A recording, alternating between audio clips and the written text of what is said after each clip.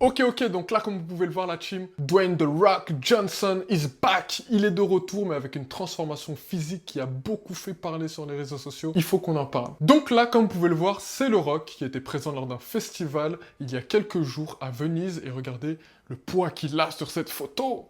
Choquant! Parce que le Rock, faut savoir qu'il est connu pour être très massif, très volumineux. Et d'ailleurs, c'est ça qui lui a valu son surnom, le Rock, qui veut dire le rocher. Dites-vous que les gars aux États-Unis, les gens, ils sont méchants. Parce que vous voyez, nous, on l'appelle Dwayne The Rock Johnson. Il y a des gens qui se disent, il est passé de The Rock à The Pebble.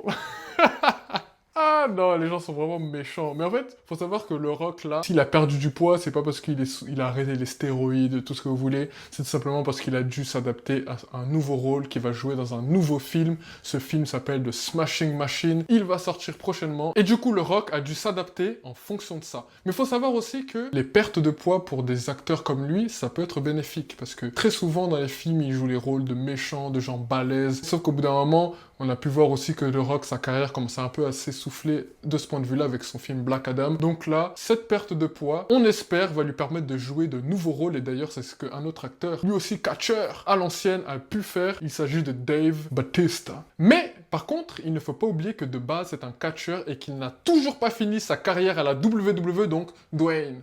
On t'attend, il faut que tu reviennes en tant que The Rock et que tu règles une bonne fois pour toutes cette histoire avec Dashing de Cody Rhodes.